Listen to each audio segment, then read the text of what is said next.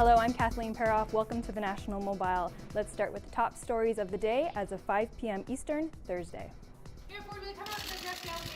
Toronto Mayor Rob Ford says the latest allegations against him are an outright lie. Speaking this morning on a Washington sports radio show, Ford tried to steer away from the latest allegations against him, telling the host to talk to his lawyers and adding he had come on the program to talk about football. Police wiretap documents released yesterday allege Ford tried to buy a video of him smoking crack cocaine for $5,000 and a car. These allegations remain unproven in court. We'll have more on this story coming up shortly. The Vatican says it will set up a committee to fight the sexual abuse of children in the Catholic Church. Today's announcement comes just days after the Vatican refused a UN request for information on alleged abuse by priests, nuns, and monks. The panel of experts will look at how to best protect children and how to better screen those entering the priesthood. Pope Francis has said he believes that dealing with sexual abuse is vital for the Church's credibility. A suicide bomb attack at Yemen's defense ministry has killed at least 52 people and left more than 160 wounded. Just minutes after the blast, gunmen arrived on the scene and started a shootout with troops. Officials say as many as 12 attackers were killed in what's being called an apparent bid to take over the defense complex. It's not yet known who is responsible for the attack. And fast food workers across the United States took to the streets today in the latest of a series of strikes. They're demanding higher pay. The current federal minimum wage is $7.25 an hour. Yesterday, U.S. President Barack Obama said inequality in the country has reached the point where it poses a fundamental threat to the American dream. Obama says he supports a Senate measure to raise the minimum hourly wage to just over $10 an hour, but protesters are asking for $15. More now on our top story. The latest allegations against Rob Ford have many wondering why the mayor has yet to face criminal charges. Ron Charles has that story. Mayor Ford, did you try to buy the video? Rob Ford refused to discuss the revelations in the newest pile of police surveillance documents a judge released yesterday. Did you try and buy the video, Mayor Ford? The previously redacted pages are police summaries of wiretap conversations between alleged gang members. Police detectives listening in on one conversation in March surmised that gang members were referring to Ford when talking about a man offering $5,000 in a car in exchange for the video of Ford smoking from a crack pipe. The gang members felt the video was worth at least $150,000. Even Ford's favorite subject, football, was no escape from questions about the new revelations. He agreed to talk about the game to a Washington, D.C. sports radio station, but the host had other questions. You offered $5,000, if not more, $150,000 in a car. That's an outright lie. And number two, you can talk to my lawyers about it. In a telephone interview, his lawyer, Dennis Morris, explained why Ford isn't speaking.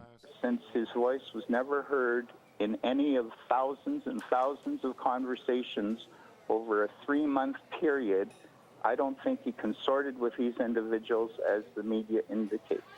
Other revelations from the new documents include police overhearing gang members talking about Ford doing other drugs, including heroin.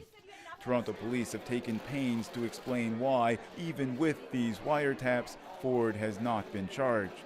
You can't charge in these sort of offenses based on past admissions. You need evidence, and I can tell you that the investigators in this case have met with senior Crowns on a regular basis to ensure that everything that is done exactly by the book. Ford spent his day charging through the horde of reporters clamoring for answers, offering only a grin. Ron Charles, CBC News, Toronto. A Canadian soldier was laid to rest today in Nova Scotia. He's one of several soldiers who have committed suicide in the past 2 weeks. Stephen Pettycombe has the story. He was a family man first. He was a hero second to this country. Kevin McNeil talks to reporters about his brother and about PTSD. It's a boiling pot that's just going to overflow. There's not really going to be any stop to it. Hundreds crammed the Truro Armories, a room more accustomed to floor hockey games than funerals. There was song, there were prayers, and there were poems. This one by McNeil's aunt, read by his uncle Barry Mellish. The worst of wounds, he tells me, are those that cannot be seen. They're often found in a soldier who some forgot too are human beings. Mellish lost his own son, Frank, in 2006 while serving in Afghanistan. Michael McNeil's parents say their son suffered from post-traumatic stress disorder. He was a 19-year veteran. He served in Bosnia, Kosovo, and 2 tours in Afghanistan. He was a reconnaissance officer, a very stressful, dangerous job, scouting out the enemy behind the front lines. Kendra Mellish, another family member, spoke eloquently.